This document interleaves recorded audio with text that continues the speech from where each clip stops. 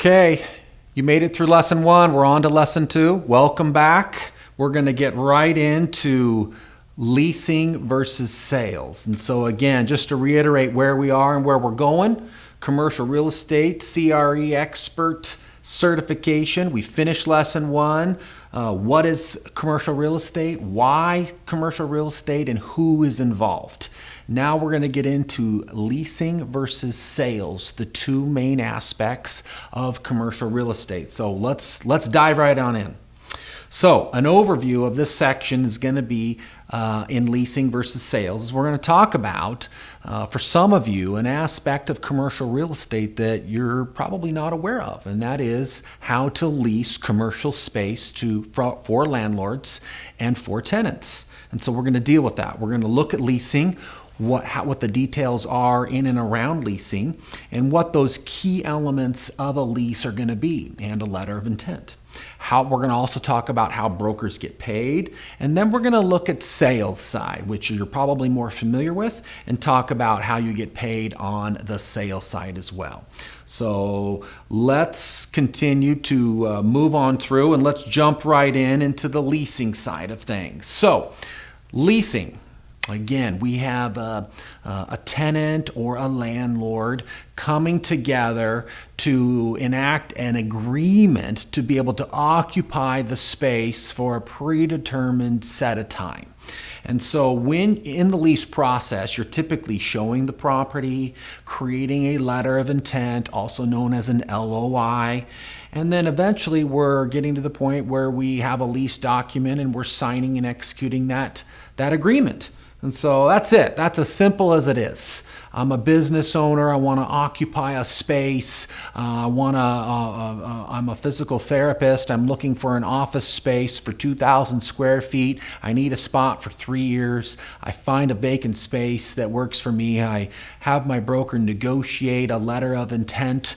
I get the lease document from the attorney or from the landlord, execute, sign that agreement, and voila, I move in, I start paying rent, and I can occupy that space. That's a lease in its simplest fashion. Most people have signed leases in a residential setting, as an apartment. Maybe you've rented your first apartment, or maybe you're currently still renting. You know, that lease agreement is not dissimilar from a commercial lease. It's just in a business type setting. So as we look and move into leasing and we dive deeper in, we're going to talk about the letter of intent, the LOI. This basically sets forth all of the salient facts, the pertinent facts that are going to go into the lease agreement. And so this could, your typical lease is going to be anywhere from 10 to 30, 40, 50 pages. An LOI is probably going to be anywhere from 1 to 2 pages on up to 4, 5, 6 pages. So that's just something to keep in mind. I've seen some LOIs that are 30 pages, almost overkill. But a lot of times a tenant wants to set forth a variety of very specific things that are unique to how they might operate their business. And so they want those things negotiated up front before they get to a lease document. Letters of intent are non-binding. They're the beginning stages of the lease negotiation. Some of the basic things in an LOI are going to be identifying who the tenant is. They're going to pick a lease term and if they're going to have renewals. Like our coffee example, that tenant has a 10-year lease. They have 4 5-year options to renew. What is an option to renew? An option is the right, not the obligation, to renew the lease at a predetermined set of at least rate and set terms. So options are really at the advantage of the tenant alone and not the landlord. Landlords tend to give those options because that's the business, in this case, of the coffee store, and they want to be able to run their business for long periods of time, but they don't necessarily want to lock in a 20, 30, 50-year lease. They just want those options to be able to extend. They might grow, plans might change. There's a variety of things that could happen, but we negotiate that base term, the initial term of the lease, 10 years in that situation, and then options to extend the lease. We're going to clarify the location of the address, the location, when the rent is going to commence, when the lease will commence. Sometimes the space is maybe has yet to be built out, or the landlord has to do a bunch of work to get the space ready. So we might negotiate the letter of intent today, but the tenant might not occupy the space for 3 months down the line, or once the landlord has done certain things to the space. And again, those items would all be negotiated in a letter of intent. In the resource tab here, in this section, you're going to have my sample letter of intent. It's about a 3-page template letter of intent that outlines a variety of things in the letter of intent. And so I want you to download that, click on that, review that, look at it, and I think that will give you some additional ideas as to what I'm thinking about when I'm negotiating deals on behalf of both landlords and tenants. Some key lease elements. Once we've negotiated that letter of intent and we know what the price and the terms and when the lease is going to start, and we've got essentially mutual acceptance in a non-binding letter of intent, we then move towards a lease agreement. And some typical terms are going to be, the options to extend, like we discussed before, the right, not the obligation to extend. One thing I want to bring up here on options to extend is that most leases, a lot of leases will provide a notice period for when we have to exercise that option to renew. So if we have, for example, in our coffee tenant, a 10-year lease term, and they want to renew that lease for another 5 years, they have to give notice 6 months in advance of their lease expiring. So after 9 years and 6 months down the line, their particular lease shows that they have to give notice that they want to renew. If they don't, then the landlord has the right to go rent that space to someone else. So it's very, very important for tenants to know when their notice periods are, give that appropriate notice period, in this case, to extend the lease, and then exercise that in writing. All of these things come down and they're spelled out specifically in the lease agreement. But again, things for you as a broker, as a landlord, as a tenant, as an investor to be aware of. These lease documents are not very consistent. There's a lot of differences from leases to leases, and so you need to make sure that an attorney has reviewed this on your behalf, or that you have gone through the lease and you feel comfortable with all the terms that are there.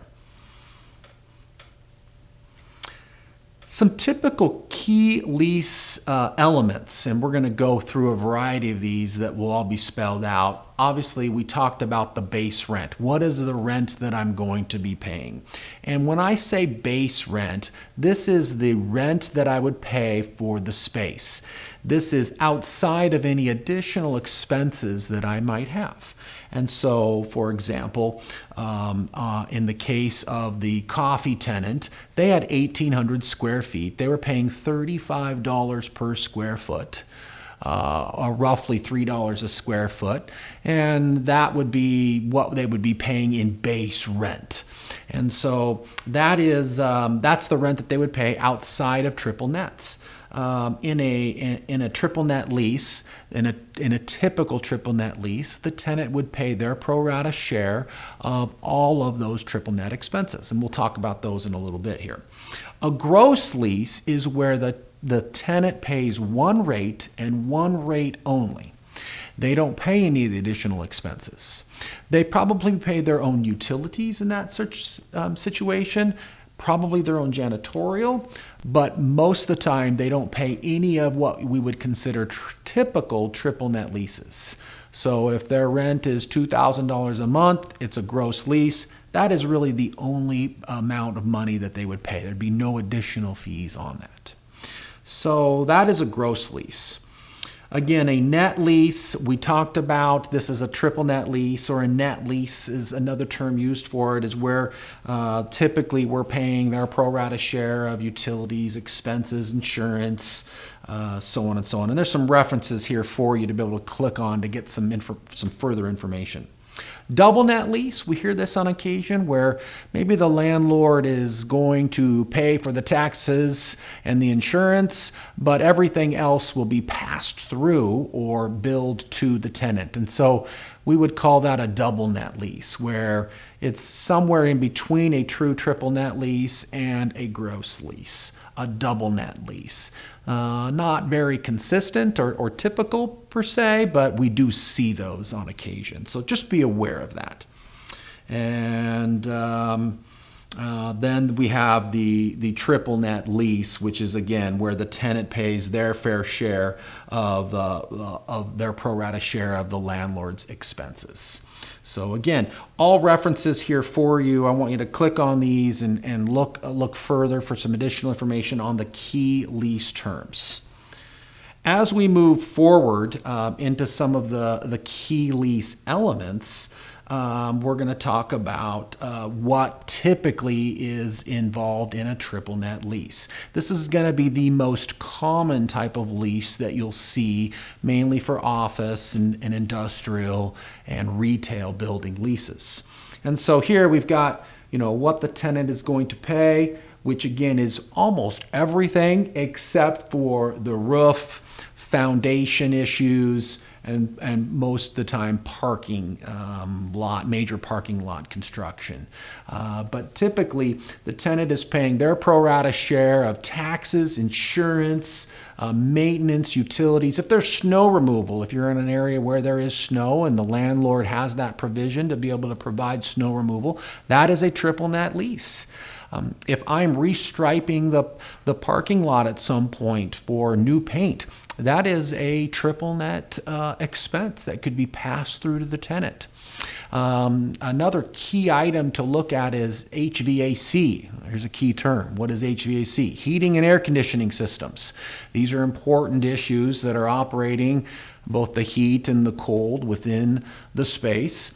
And those are a lot of times installed by the landlords, but they're maintained by the tenants, or the landlord is servicing those with an HVAC provider and then passing those expenses right on through to the tenant. There's some nuances within lease agreements that we want to be aware of here, and sometimes landlords have the ability to pass through a whole new heating and air conditioning system to the tenant. If you're the tenant, you don't want to necessarily get stuck with an old system and then have to pay for that new $15,000 system that's going in that might last for 20 years and you only plan on being there for 3 more years. So you want to be aware of that lease provision on what is the maximum amount of triple net expenses that can be passed through. And again, this is why you need an attorney to be able to advise you, show you where, if something were to go wrong, where this could potentially come back and financially impact you in a great way. So this is a typical triple net lease scenario, and I think you're going to see this most of the time. Key lease elements, permitted use of the space. And this is something that will be defined in the lease agreement. And this essentially is important to kind of negotiate up front, whether it's in the letter of intent or ultimately in the lease. It's a use provision, and it says what you can and can't do in the space. If I'm a physical therapist and I'm occupying a space and I want to be able to do general office principles and physical therapy, if all of a sudden I want to sell coffee, I just can't do that. I have to have a use provision that provides me the opportunity to be able to do what I want to do in my lease agreement. A lot of times in retail, this becomes very, very key, where we see exclusions, and we'll talk about this further down the line, but it's appropriate to discuss it now, where maybe I am a coffee user. And in the case of my coffee example, the coffee tenant, no one else in the center is allowed to sell coffee that exceeds 10% of their business. So again, if I have a burger place come along and all of a sudden they start selling a lot of coffee, or they switch their business profile, their lease agreement, their permitted use provision in the lease is going to say what they can and can't do. And if they're not allowed to sell coffee, they can't do it. And so as the landlord, they could come in and say, look, you need to stop doing that. There's legal remedies available to them to be able to stop selling those goods and services. But very key, you need to understand your permitted use provisions in your lease. Other key lease elements are going to be a description of the parties involved, obviously the address, the location. There needs to be a legal description, a site plan that shows the demising walls, which is my space, all very, very crucial. Need to have these things. Commencement date, occupancy dates, and then when the lease payments are going to exist. What if I'm late on the rent? What is the financial penalty? A lot of those things will all be detailed in this section. One key notice under the premise detail on this slide, you're going to see that one thing I want you to be aware of is not to measure the space yourself. I've seen brokers get burned on this, landlords get burned.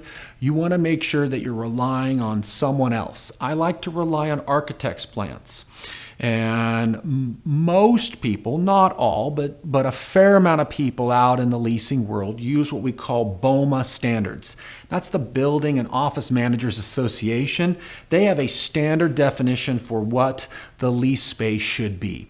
And so I'm asking my architects, my draftsmen, to be able to give me a square footage that's based on BOMA standards. And again, roughly, just to give you a general example, that is from the inside of the window pane of the space to the middle of the interior walls.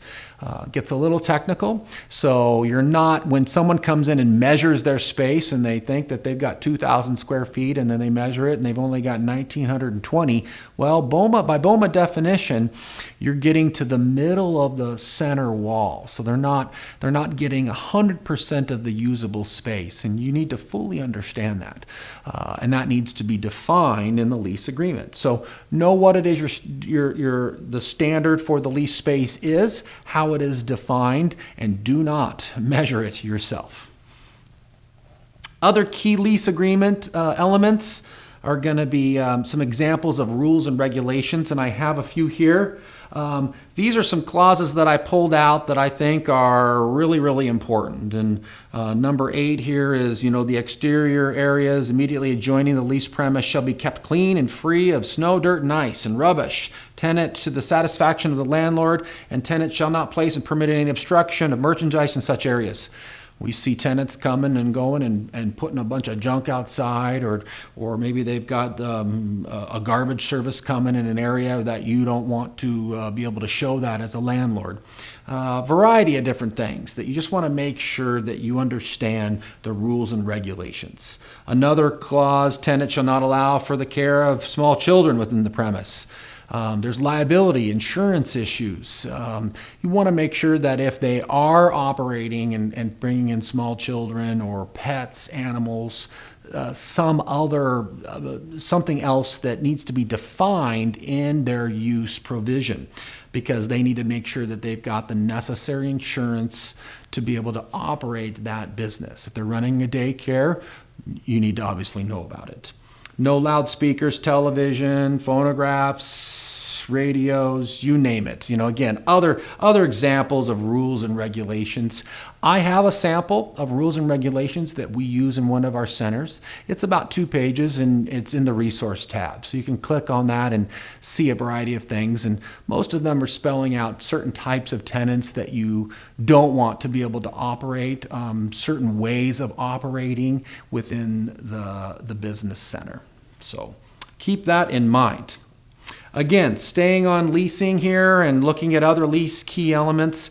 Trade fixtures. What is a trade fixture? Trade fixture is something that the tenant would use that would affix to the space but is used for their business. And a good example of a trade fixture is going to be in a restaurant. A lot of times restaurants will secure down certain cabinetry, certain appliances, a variety of things, and they're screwed down or bolted down, but they're not a part of the space. They're what's considered a trade fixture, something that is needed and used for their specific business. Trade fixtures are the ownership of the tenant and not the landlord. Sometimes there's disputes over, well, what stays and what goes when the tenant is leaving the space after their lease term is done and they decide to move on to another space. So again, something to be kept aware of. Another one is insurance, and we talked briefly about this before, but you want to make sure that you have the necessary insurance from those tenants, and you want to consult your insurance provider. If you're a landlord representative working on behalf of a landlord, find out what their insurance states. What are they requiring? What kind of insurance do they currently have? And you want to make sure that that tenant is naming that building and that owner as an additional insured. So consult your attorney, consult your insurance advisor, and make sure that you're getting the necessary insurance. On the flip side, as the tenant, you want to make sure that you're carrying insurance for if someone enters in to your business, someone slips and falls on the outside, who are they going to sue? Probably everyone. So you want to make sure that you're adequately insured, both as a landlord and as a tenant.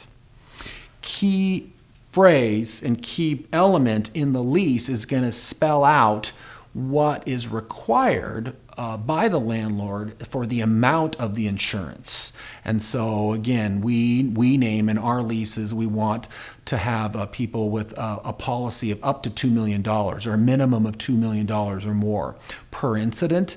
And again, depending on your area and your lease and what your insurance or attorney might advise, you're going to want to know what that clause is. Subletting.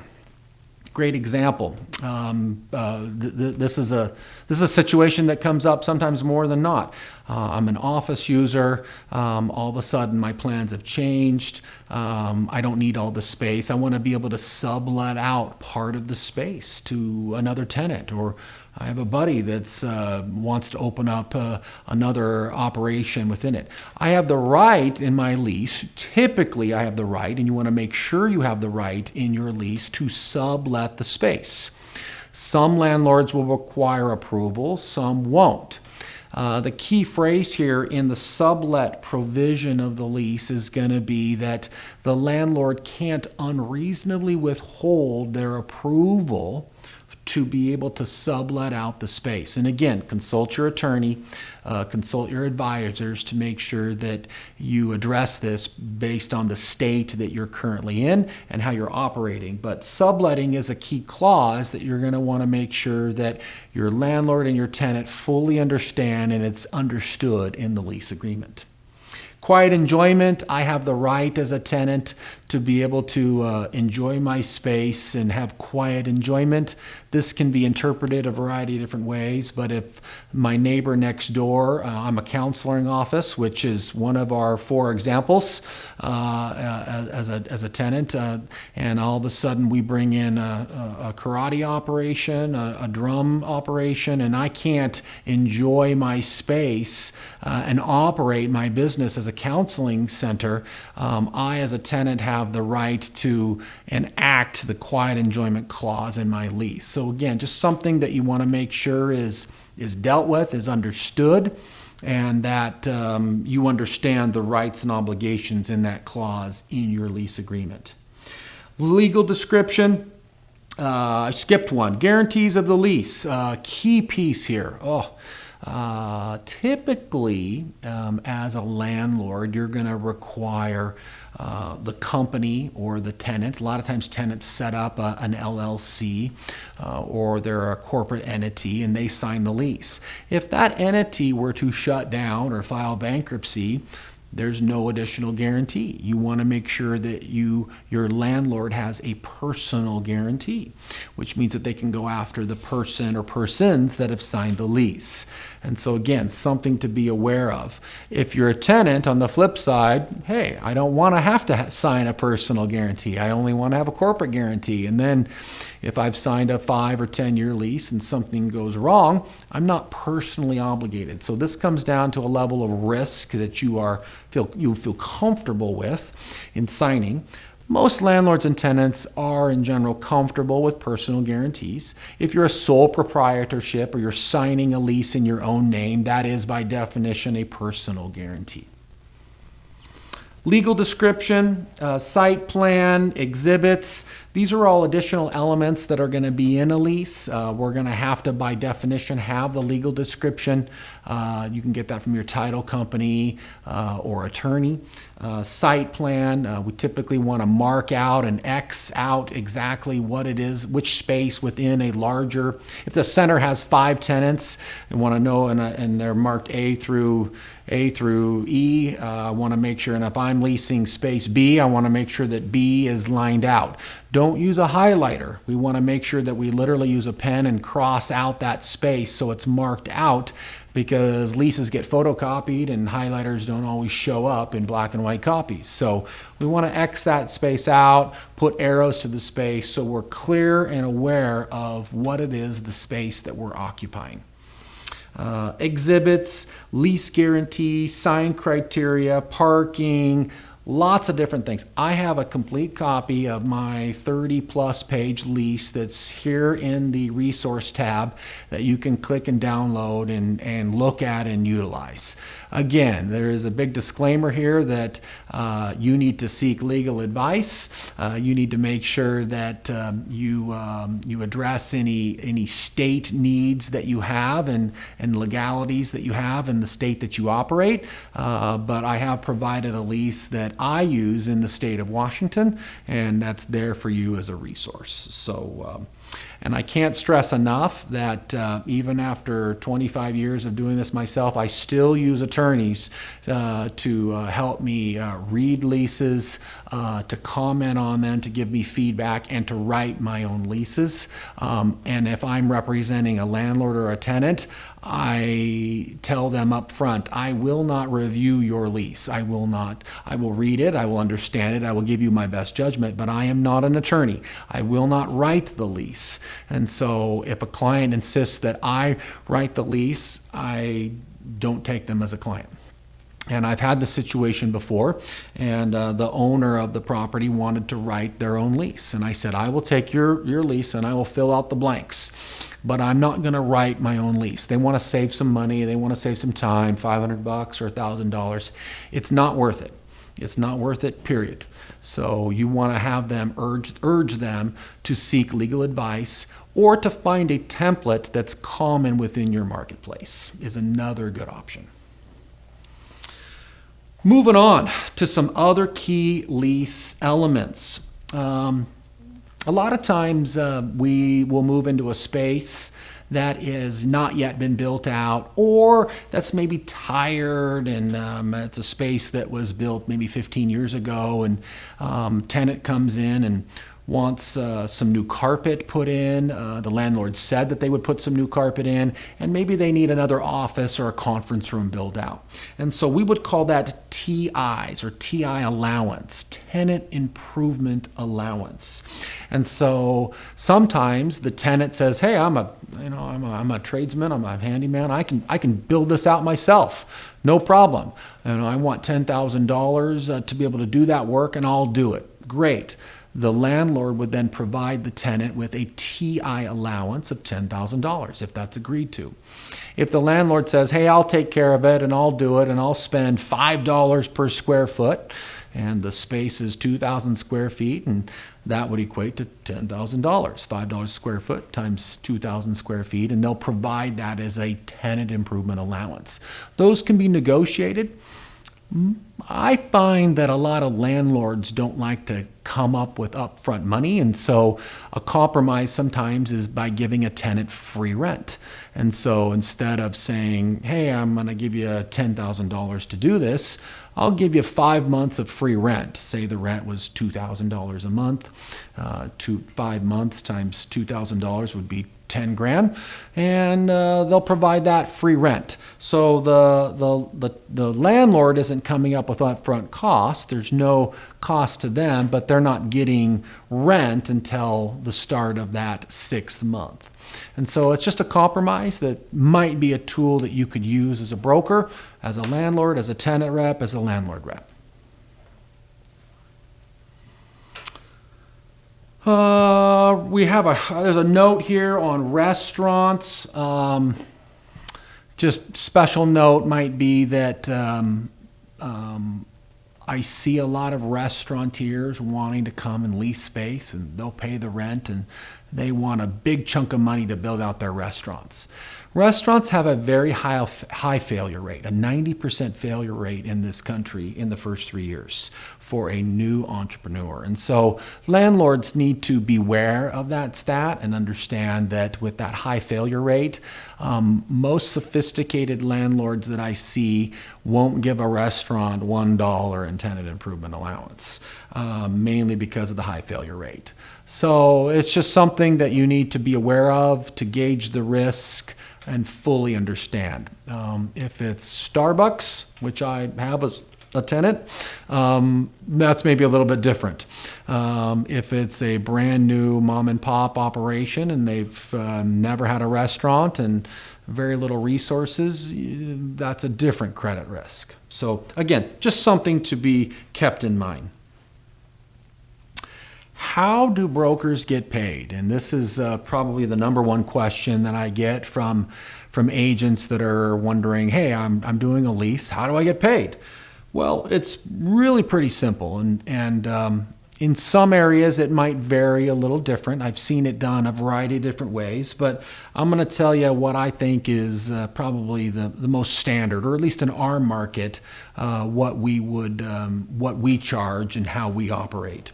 So if a broker needs, and again, in this scenario, if a tenant is paying $2,000 a month for 60 months, that total, and that would be the base rent. You would get paid on the base rent and not any additional triple net charges or double net charges. It's typically on the base rent. That total term would be $120,000 times your commission rate. And again, all commissions are negotiable.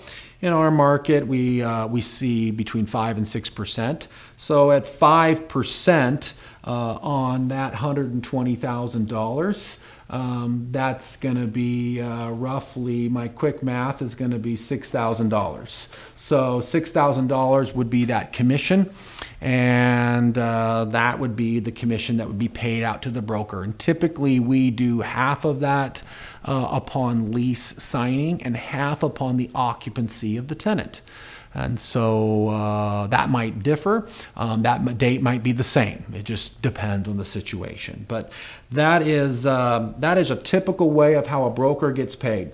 If a broker is the listing broker and they're cooperating with another broker, then that commission would get cut in half. So $3,000 would go to the listing broker in this scenario, and $3,000 to the selling broker or the tenant rep in this particular scenario. So when I'm working with landlords, there would be a landlord rep contract that would be available. This is something that, again, you're going to want to check with your local MLS and how they operate. There should be a local MLS that you're a part of, and they should have standard listing agreements that would define out exactly what the fees are. And I'm going to defer to you using those standard contracts that govern your market area. Get the listing and represent ongoing with new tenants, etc. You want to help negotiate that rate and the term of the contract to represent 6 to 12 months. So again, as you're getting those listings, as you're going out and providing that information, you want to make sure that you've got enough time to market the space. And depending on your market area, I like 6 to 12 month listing contracts with my landlords to be able to provide. If I'm looking at multiple spaces, it might be something that's going on for years. I've got tenants coming and going in a larger building, but again, just depends on the situation. Typically, and in our market area, the landlords pay those commissions. They pay 100% of those commissions, and they split them between the listing and the selling brokers. So again, just something to keep in mind. Some market areas, we do see tenants paying those fees, so it just depends on your market. But again, in most areas and here on the West Coast and where I operate, we do see landlords paying those commission fees. Here is an example, again, of the $2,000 a month, the 60-month lease term, the commission rate, and again, what we've done is I've taken that 5% commission and cut it down in half to say, hey, here's my portion if I'm just representing the tenant. Somebody else has the agreement with the landlord, and then the $3,000 would be paid. Typically, we're invoicing those, and I have a sample invoice that's part of the resources that you can provide here, and so you can use that. It's a simple Excel formula and template that I use to be able to bill out my clients, thank them, and send them an invoice. There's not a typical closing, if you will, like there would be in a sale transaction. So we're invoicing out those commissions to landlords or to other procuring brokers. Okay, let's move on to sales. Sales. We've done leasing. We've looked at some key elements of leasing. You have my sample lease and my sample letter of intent, and there's a lot more there I want you to dive into. I want you to look at those resources, review them, and click on some of the other links that we have there to be able to dive into additional leasing information. But we're gonna move on to the sales side now and start talking a little bit about what we do when we're working on a property, whether we're representing a buyer or a potential seller. So in sales, we're doing a lot of due diligence. And this is really taking action, performing calculation, reviewing documents, looking at what the insurance requirements are, the rents, walking the property, inspections, you name it. This is what we do before we actually make a purchase of the property or help a seller to sell or a buyer to buy. So working on due diligence is super important. And there's a link down here that I've done, an article that I've done on due diligence. I want you to click on that and review it, and it goes into further detail on some of the steps that I use in due diligence. This next tab, there's a lot here, and we're going to spend some time looking at the types of due diligence that we do in a sales transaction. So when I take a listing, when I am acting on behalf of a seller, and we are taking a property, and in a certain case, maybe it's a multifamily apartment building, and we're getting ready to market that property for sale, we will sit down and analyze the profit and loss statements. I typically look at 3 years plus the current year to date profit and loss statement. I want to know over the past 3 years what anomalies there are in the income and the expenses. Why 2 years ago did repairs and maintenance triple? Well, let's sit down and talk to the owner. What was going on that year? Was there some capital expenditures? Here's a key term, CapEx, capital expenditures. These are expenses that are paid for that are not typical year in and year out. A roof, replacing a roof, something you might only do every 20, 30, 40 years. Replacing some steps, repaving a parking lot, restriping. Those are capital expenditures that are not typical expenses. So I like to pull those out below the NOI line, the net operating income line. I pull them out of expenses. I want normalized operating expenses.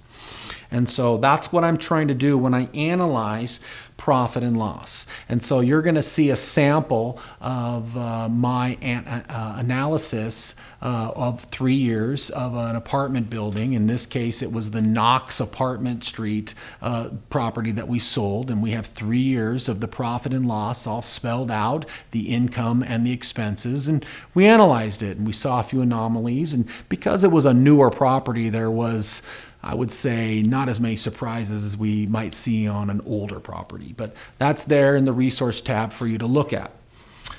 We're going to look at monthly cash flow statements, and I like to look month by month to say what's going on in those 3 years. So we look annually at the 3 years, and then we look month by month. What's going on? Do we have seasonally income changing? Is there something going on? Most of the time we don't, but occasionally there might be.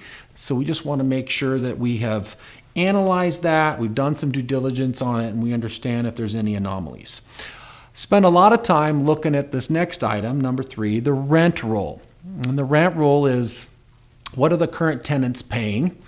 When was their last increase in rent? How many square feet do they occupy? And when does their lease come due? And in an apartment building, they're in a 16 unit, there's going to be 16 different line items. And there's going to be 16 different leases. And so a rent roll is a good way to look at everything without diving into all the leases, which you're still going to do. But it's a good way to be able to focus on the bigger picture of the property, be able to understand what rents are at market. Maybe there are some that are above market. Maybe there's a variety that are below market. Can we raise the rents? Well, we can't raise them for 6 more months because the leases don't come due.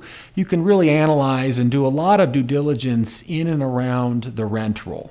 And so getting the rent roll, getting an accurate rent roll, and being able to identify anomalies in that rent roll, ask some questions, make sure that you've accounted for 100% of the square feet, make sure that it's accurate, that in an apartment situation that the bedrooms and bathrooms are documented, that you're looking at the square footage of the units, looking at the rent per square foot on a monthly basis. That's also an indicator of how I will analyze an apartment building from the rent roll. So again, something for you to look at, detail, understand. Number 4, we are going to analyze those leases. And in a commercial building, in an office setting, you could have, again, if you've got 10 tenants, you're going to look at 10 they might be 10 very different leases. If you're dealing with national tenants, office tenants, they may provide their own lease that their attorney has written. If you are dealing with a landlord, maybe they've provided the lease for a variety of those tenants. So every lease could be different, and every lease agreement is its own individual contract with the landlord and the tenant. And so you need to review that. What options do they have? Where's their rent at? When does it go up? When could they be in breach of the lease? What's their use provision? Do they have any exclusions in their lease? Do they have an early terminancy clause? Can they get out of their lease after 3 years, 2 years? All different things that you're going to want to analyze. That lease agreement, there is a lot of value in those lease agreements. And so you want to make sure that you've read them, that you understand them. And if you don't, that you've provided those to an attorney on behalf of your client or advised your client to have an attorney review them and let you know what issues you may or may not have in those agreements. Everything in sales, in investment sales, is in that lease agreement. That lease dictates and determines everything when it comes to value and the income and the expenses that they pay. All of those lease discrepancies, or when you end up in court, it's over that lease agreement. So you want to make sure you reviewed it, you understand it, and that, again, it governs how they're going to pay rent. Most people go into an investment property situation to where they're feeling very, very comfortable with those tenants, and people shake hands, and there's a lot of verbal agreements, which mean nothing.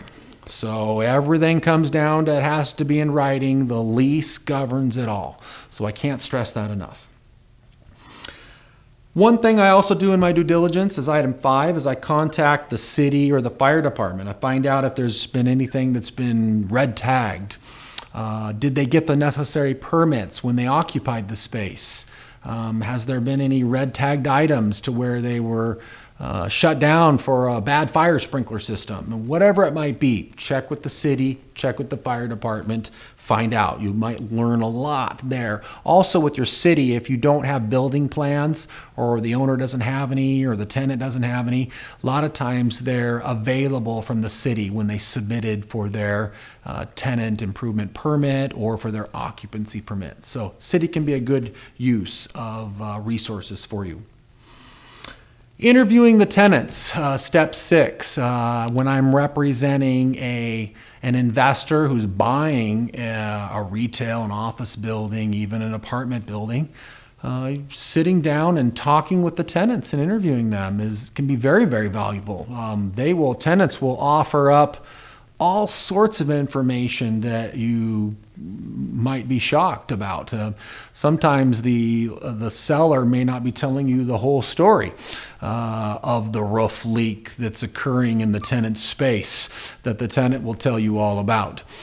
Or that the fact that the tenant is, if you might be going in thinking, hey, this tenant's got 10 more years, 8 more years left on their lease, they've been here forever, and you meet with them and they're like, I'm moving out. I can't pay the rent anymore. He's been jacking my rent up for this long and I can't afford this space and the economy's doing poorly. Obviously, very valuable information to know. So you're going to want to interview those tenants. I'd get written documentation that allows you to talk to those tenants from the landlord or the selling broker, the owner of the property. But I would interview the tenants. They will give you insight to the property and help you do your job better and represent your client in a phenomenal way. Hire an inspector and a contractor. We hear this in the residential market where you always want to advise your home buyer or home seller to get an inspection. And this is, I would say, similar in the commercial market. I typically am hiring contractors. I have several contractors that I use, and I'm hiring a contractor to come in and analyze the property on behalf of my buyer or my seller.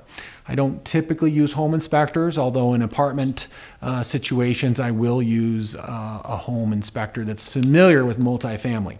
So again, use your resources that are out there, but a commercial contractor that's built buildings, I would knock on their door and ask them if they'd be willing to do an inspection on behalf of your client. And very, very valuable. And you want to know what issues you might have coming down the line if you ever wanted to improve the property or build out an additional space or break the space into 2 tenants from 1, or combine it all into 3 spaces into 1. Whatever it might be, a contractor can help you be able to understand any issues that you may or may not have in the future. We talked about number 8 a little bit on the first thing in annualizing the profit and loss statements, but again, this is reviewing capital expenditures really for the past 5 years, maybe it's 10 years. So for older properties, I want to get a list of every CapEx, capital expenditure, that has been incurred in the property over the past 5 years at a minimum. And that includes roofs, striping of parking lots, HVAC systems that have been renovated, redone, put up, you name it, new carpets, appliances, whatever it might be. Whatever's been done, we want to know about so we can tell, has the property been cared and loved for? Has it been maintained well? Or has the owner not put a dime into it? That's one of those 2 things we're going to tell you a little bit more about the property and give you good insight. Item 9 is going to be complete a market study, and this is a rent study, so we want to make sure that we look at the rents. So for the Knox Street apartment building case study, when we came in, we looked at what the current rents were at, and we know that the market was probably 10 to 30% higher depending on the unit mix. We did a rental study. We looked at other properties. We knew what they were renting for on a per bedroom basis, on a per unit basis, on a per square foot basis. And so all of those things came together, and I've got a rental comp sheet as a resource that you can use, and we've got one that's done on Knox Street, and that's available for you in the resource tab. So click on that and review that and look at that, and you're going to see how the different criteria we use when we're going out and comping, if you will, comping out the subject property, or looking for comparable properties, or completing our rental market area survey. So again, and in that survey, you're going to want to look at vacancies, age and condition, the amenities of the property, all things that you're going to want to look at, and you're going to be able to represent your client in a great way. And this is also this number alone, market survey alone, can be a separate business that you can do. And I've been hired multiple times to just do rental market surveys for different companies. A large company comes in looking at building a large apartment community. They want a rental survey. I do it. I was actually contacted here earlier today from somebody else who wants me to do a rental survey letter for them on a bank property that they're going to be doing a lease renewal on. And again, we write a letter, we have a template. I have that broker price opinion letter in the resources for you to utilize. So grab it, use it, and I think it's a great resource and potentially another business for you to be able to earn some additional income doing rental market surveys. You're the expert, and write a report, provide a broker price opinion, provide a letter valuation, and get paid for it. Lastly, everything else. We've thrown this into item 10. You want to consider, you want to review tax returns. Every property will file, a person will have on their taxes a certain K1 file where you can go to and you can look at the income and expenses that they have for the property. And if they are showing one set of numbers on their P&L and something different to the tax person, you're going to want to know that. And so asking for the tax returns, or at least the schedule that they have that shows what their income and expenses were, I think you're going to want to see. So I'd ask for them. You may not get them, but I'd ask for them. I'd ask for balance sheets, for title policies, insurance policies, everything that will give you a good insight as to the property, about the property. You want to get the building plans, any revisions that have been done. You're going to want to get really anything and everything else that is around the property. Who built the property? Who's the contractor of the property? Who's done renovations to the property? Who's the HVAC person servicing it? I'd talk to them, or at least get the names and provide that to your potential buyer or seller. So again, all good stuff to be able to be doing on due diligence. We've got this here as a downloadable resource for you. This is a great checkbox. This is something that we do very thoroughly, and I think will help you in representing your clients when it comes to either buying or selling. So, how do brokers get paid on a sales transaction? And most of you know this, but you're going to get a commission or a fee based on the sales price. It might be fixed price, it might be a percentage. Most people are getting paid a certain percentage, and commissions obviously vary by market. They vary by asset size, and they're obviously all negotiable. So again, I charge typically 5% up to about $4 million, and then anything above that could be discounted depending on the size and how familiar I am with the property and the relationship that I have with the client. But again, your commission is what you're going to charge. You get paid and you earn a fee based on the work that you do. And you need to look at what other people are charging in your market and understand where your competition is, and you need to be competitive with your commission rates. Look into the MLSs in all 50 states. There may not be an MLS in some of your market areas, depending on where you're at for commercial, but LoopNet, you'll see a lot of properties advertised on LoopNet, and there are fee arrangements on the LoopNet system. So I urge you to look at LoopNet and your local MLS. New brokers, you need to identify which MLS that you are going to operate in. Each has its own documentation process, listing agreements, governing documents in and around how you're going to operate as a broker. So you need to do that first and foremost, and you need to abide by those rules. So this is a quick slide on how you're going to get paid on that $1 million sale. Again, using the 2.5% commission. Obviously, that commission would be $25,000. This is assuming that there was maybe a co-brokerage arrangement to where one side would get $25,000, and then there'd be a 2.5% or a total of 5% for $50,000 for the total commission. So one side might get $25,000 and the other side could could get $25,000 in this scenario. So pretty easy math. So that's it. We blew through leasing. We blew through sales here in lesson 2. There's a lot of resources that you can go to further this lesson on mynoi.com. NOI, net operating income. You're going to learn more about NOI in lesson 3, where we dive deep into investment analysis. So check this stuff out. There's some homework and some quizzes for you. Make sure you're downloading all of my templates, which there's a bunch in this section. You're reviewing those. Make sure that you've got your case studies that you're pulling out from your market and comparing those with mine. And get ready for lesson 3 when we really dive into investment analysis. But that's it for lesson 2 for leasing and for sales, and we'll see you shortly.